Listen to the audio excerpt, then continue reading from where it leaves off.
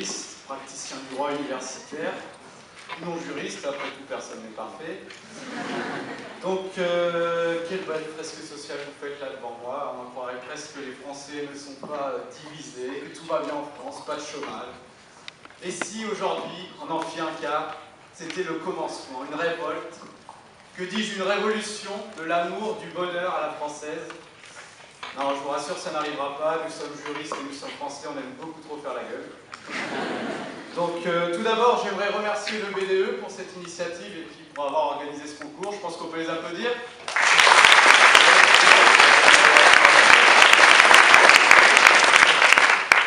Hypocrisie avec le BDE, c'est fait.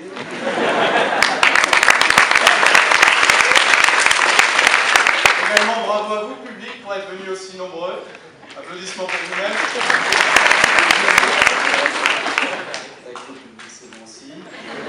Dès qu'un mec a un micro, vous ne pouvez pas vous empêcher de faire ce qu'il dit. Hein. Ça rappelle les années 30, ça c'est tout. D'ailleurs, quelle époque de Führer pour l'éloquence.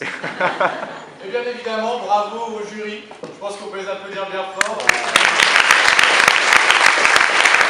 Ainsi une fleur des universitaires, des praticiens du droit, mais qu'elle manque évidemment de moyens. C'est vrai, comme vous le savez, Madame la doyenne, on a des coupures budgétaires depuis un moment à l'université. Et même là, c'est visible pour ce concours ce soir. Regardez, un jury de cette envergure, et on débloque même pas des fonds pour des buzzers rouges ou bleus comme dans la Nouvelle Star. Même pas des sièges qui se retournent comme dans The Voice, non. À croire que monsieur Maître, pardon, Maître. Non, monsieur. Excuse-moi.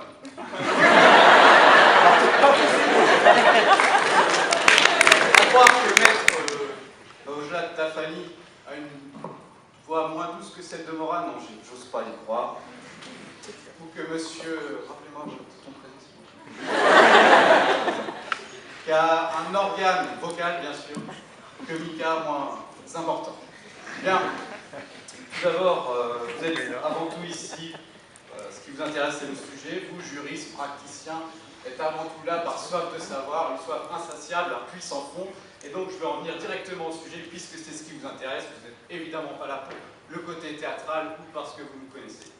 Donc mon sujet était, le juriste doit-il parler sans arrêt? S'il y a bien quelque chose que j'ai appris en droit, c'est qu'il n'y a aucune vérité absolue. Entre revirement jurisprudentiel, exception, principe, exception de l'exception. Bref, c'est pour ça que j'ai redoublé ma L1. Donc je vais solennellement, de moi-même, j'ai décidé de ne pas répondre au sujet. J'ai décidé de vous-même que vous y répondrez pour laisser un peu la suspicion, comme dans Shutter Island ou Inception, même si je n'ai pas la prétention de faire du Martin Scorsese, pour qu'ensuite vous puissiez aller vous déchirer sur les réseaux sociaux, sur les forums, pour savoir si oui, le juriste doit parler sans arrêt, ou si non, le juriste ne doit pas parler sans arrêt. Mais je vois déjà des forums qui se créent, des discussions flammées, des appels anonymes, des gens qui viennent frapper à ma porte. Maxime, réponds au sujet, oui ou non, le juriste doit-il parler sans arrêt? Je vois déjà Adrien, Julien, Mathilde qui se sont racheté la cassette du concours à prix d'or pour que vous déchiffriez phrase par phrase pour savoir si je ne fais pas un jeu de mots douteux ou si de façon subliminale je glisse un arrêt du Conseil d'État. Non, vraiment c'est trop de pression. Aussi, tel un revirement jurisprudentiel, j'ai changé d'avis et je vais répondre au sujet. C'est pourquoi j'ai ici une liste non exhaustive des différents jeux de mots douteux qu'on puisse faire.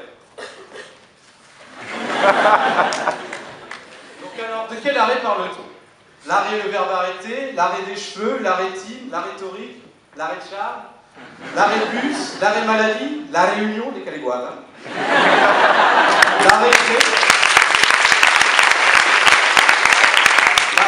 l'arrêt menta, l'arrêt demi-fa sol, l'acido, l'arrêt fumé, l'arrêt du cœur, la République, la révolte, l'arrêt cardiaque, l'arrêt Franklin, bref. Je terminerai par citer seulement un arrêt bien de chez nous, comme dirait Marine ou De Villiers et autres illuminés, un arrêt du Conseil d'État. Je parle bien évidemment d'un arrêt qu'on retient, puisque celui-ci on le retient, puisqu'on a tendance à tout oublier d'un semestre sur l'autre, on va pas se le cacher.